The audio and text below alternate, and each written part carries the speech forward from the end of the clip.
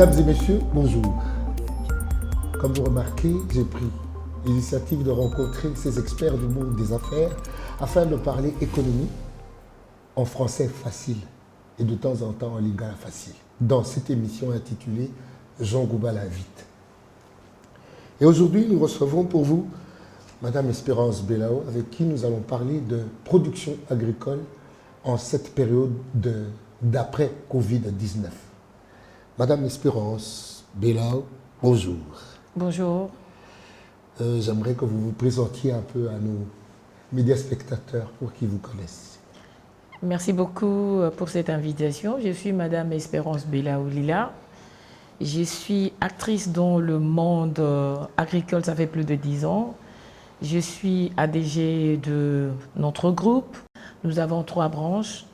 Il y a la première branche qui fait l'accompagnement, la structuration et l'encadrement des petits producteurs. Il y a la deuxième branche qui fait vraiment la commercialisation de produits, des petits producteurs toujours. Et la troisième partie, c'est Ebel Consulting, qui consiste à la formation, coaching et entrepreneuriat agricole. Mais comment faire de cette agriculture le moteur du développement en RDC? Monsieur Jean Gouba, je vais parler d'abord de la période Covid et post-Covid. Et aujourd'hui, cette pandémie est une réelle opportunité pour l'Afrique et surtout pour la RDC. Tout le monde parle du potentiel agricole de la RDC. C'est reconnu mondialement. Nous avons plus de 80 millions de terres arables. Nous possédons le deuxième grand fleuve du monde après l'Amazone. Mais qu'est-ce qu'on en fait? J'ai eu à rencontrer les autorités pour dire que la crise qui viendra après la crise Covid, ce sera encore beaucoup plus difficile pour les populations congolaises et surtout les 3 provinces, Kinshasa, l'ancienne province de Bandundu et Congo central. Pourquoi? Parce que ce sont les 3 provinces qui ont connu vraiment la période forte de confinement. Et ça a eu un impact réel sur la production agricole. Monsieur Jean Goubal, la population congolaise, à majorité plus de 70% vit dans des zones rurales. Et ils n'ont comme source de revenus que l'agriculture. Et de cette population, vous avez plus de 70% de femmes. Donc cette crise frappe durement les femmes qui sont dans le secteur agricole, dans le milieu rural. Mais comment la RDC peut en tirer justement profit de cette opportunité pour relancer les secteurs agricoles dans notre pays?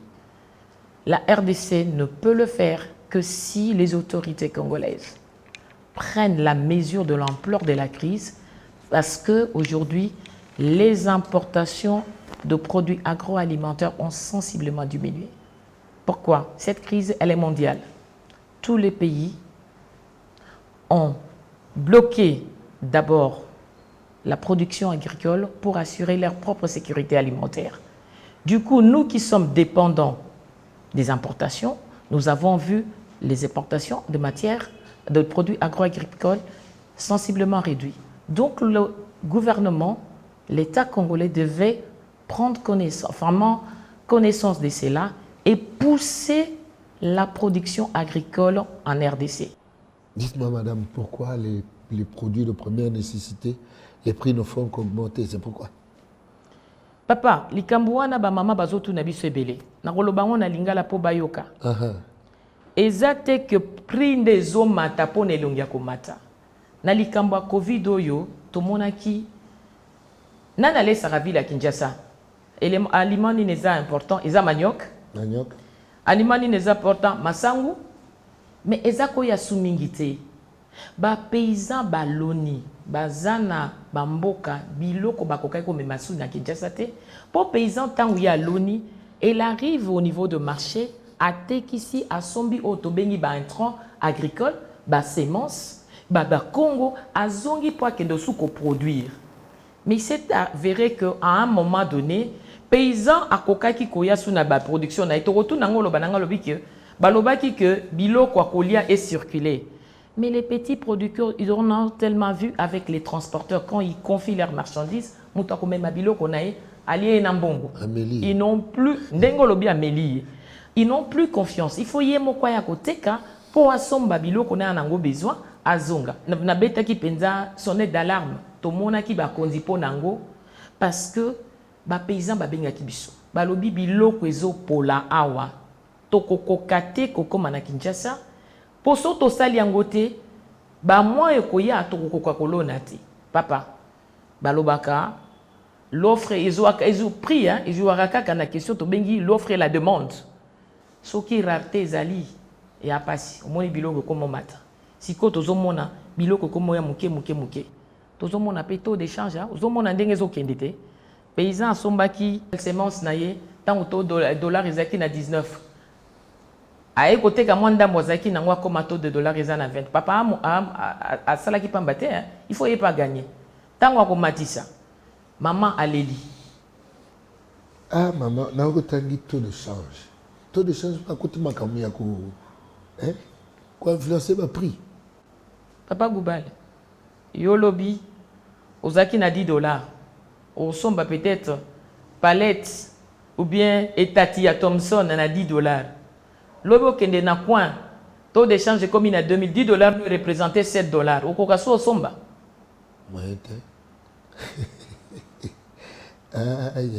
Mais ezaka likambo moko gouvernement de Azwa Mibeko atia mayele pa vandisa pour akoka kostia ba mécanisme d'accompagnement. Lelo oyo agriculture nabiso est incitativité. Pourquoi quand je parle notre agriculture n'est pas incitative? Quand vous allez dans nos villages, vous voyez une maman, elle a travaillé avec la houe toute sa vie, son dos est même courbé. On ne pense même pas lui à mécaniser cette agriculture-là. Demain, vous pensez que sa progéniture va rester dans le village pour faire l'agriculture? Non. Il va penser à aller en ville. Ils viennent à Kinshasa. Ils sont déchantés parce que quand ils arrivent, comme papa Mbaloba qui organisé Mwinda na Kinshasa, et qu'est-ce qu'on constate? Ce sont des chègues sur la route. Ce sont de petites filles qui se prostituent. Ça doit interpeller nos gouvernants. Et pas les taux de change, et pas les taxes. Les taxes aussi. Les Kamboa taxes, ndekutu kolobate. Les Kamboa taxes, ancien premier ministre Kengwado Nwaloba Kango a trop de taxes sur les taxes. Ok. Papa n'a fait que tobete la cassette les Kamboa na mikolonios. Na Congo a créé une entreprise, au lieu gouvernement, au lieu État et encourager yo à Kobomao. Peut-être 7 jours. Na 7 wana peut-être 2 jours de Rosala.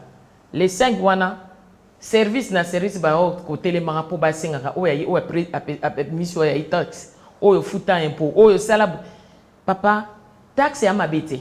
Je peux le dire déjà monsieur Goubal, l'État ne vit que des taxes. Il faut les payer. C'est ça les ressources de l'État. Mais attention, biso na cadre par exemple dans le secteur agricole. Na repé ça exemple moko. Au produire Nambandaka, tu veux comment ça s'appelle? Amener tes affaires à Kinshasa, produire à Kinshasa. On te taxe dans les bateaux, il faut payer taxe d'embarquement. Au commis en apport au train à Kinshasa, on te demande de payer taxe de débarquement. Quand on a l'État doit vivre des taxes, mais l'État doit réguler. Et là, il n'y a pas une nomenclature des taxes. Oyonga opérateur économique n'a dit que le 1er janvier n'a pas budgétisé, n'a pas foutu à boyer à tel moment. Moussou ça regarde au sangate. Encore et l'autre moussou se photo tia makasi to bête la c'était. Il y a de lois niveau national. Ça arrive au niveau de province, les gouverneurs refusent d'appliquer. Refusent. Un gouverneur indépendant. Nyosowana, ça nuit aux opérateurs. Et ça nuit surtout aux opérateurs agricoles. Parce que ceux-là, tout le monde a 93, pillage à 93, Izalaki, pillage et l'Oromsoutezaki, pillage en Zala. Et nous devons éviter. Nous avons eu l'occasion de rencontrer Dr Mukwege à Ibisakibiso, la guerre en Est. Ce n'est pas la guerre ethnique, c'est une guerre économique. Surtout Pesiba Nanabiso, Moussala, et parfois, ce n'est pas les minéraux. Les minéraux, c'est une malédiction pour la RDC.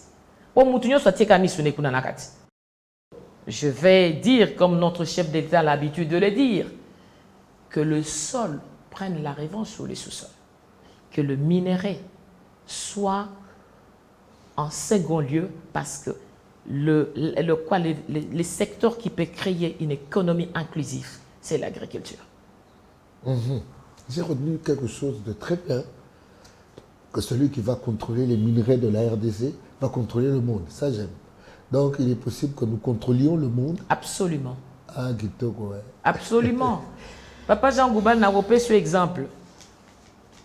Ba voisin na biso nyonso neuf. Ba produisaka po na bamboka na bango te. Marché na bango ebeza wapi? RDC. Maman Belao, quelques mots, j'ai retenu quelques mots là. Il s'agit de Rungis. Nous avons expliqué ça, on a pété na lingala. Rungis, c'est Ali Bato, Bassi, Baba, Bakenda na France. Ok. Et Zara na France. Ok. C'est le plus grand marché de produits frais au monde. Ok. Ngai rêve na ngai. Tous tiango na Congo. Pour moni 26 provinces na biso. Parmi, donc na 4 à 26. Papa, mon côté zali otokoki ko boaka mbuma ya madesu te bimate. Nyoso tokoki kolona mboko partout. Alors pourquoi ne pas mettre le moyen et l'occasion au Pessinga Papa, j'interpelle le gouvernement congolais. Dans cette période de post-Covid, qu'ils mettent les moyens comme les autres le mettent pour définir une politique agricole afin que nous nous hissons au firmament de grands pays, non seulement producteurs, mais exportateurs. Mais tout au exporter, papa, tout exporter kaka brut, tendeng tout ça. Il y a biso bimaka na brut, hein. Mais il n'y a que la transformation qui apporte une valeur ajoutée à un produit. Donc tout y a l'industrie. Mot que j'ai retenu, une agriculture incitative. Nakolobango na lingala papa Jean Goubal, incitative et la kisi et l'eau kwezobenda. Dès na pesa que exemple te, maman azosa bilanga na Congo. Ok. Moi natanga kotala maman albite. Oh ndeka bandaka ndenga okufa. Depa banda na semence moko comment dégénérer ezala na productivité te. Oromona angana kendeki Japon papa. Japonais na espace moko il y a 20 arts. Azobimisela 2 à 3 tonnes ya loso. Oh. Biso na 1 hectare ozobimaka 1 hectare ezobimisoka 2 tonnes. Semence c'est le cas. Incitative ezali pesa biso ba moyen ya kosala agriculture on a po ebenda. Et pesa yo goût ya koya kosala musala wana. Bilanga pa na biso ezala lokwa mutu asi arata vie hein. Suka na ngana ke no miboka ta na bilanga. Ah non. Moi quand je me présente devant les gens, je dis je suis agriculteur, je suis fier de l'être. Et c'est un métier qui est passionnant. Mais ba pesa biso ba moyen. Aujourd'hui les banques qui existent en RDC ce sont des banques commerciales. Aucune banque en RDC n'est prête de l'argent pour la production. Les banques viennent quand toi-même tu as déjà produit, tu arrives peut-être au niveau de transport, au niveau de transformation et ils viennent. Mais le plus grand risque que nous prenons dans le secteur agricole, c'est dans la production. Mais tant que tu n'as pas cet accompagnement, tu ne peux pas te développer. Dans d'autres pays, il y a des subsides, il y a des subventions, il y a des taux d'intérêt incitatifs. Ça veut dire, aux taux d'intérêt peut-être il y a 5-8%. Mais à Babazote, il y a taux d'intérêt il y a 18%. Il y a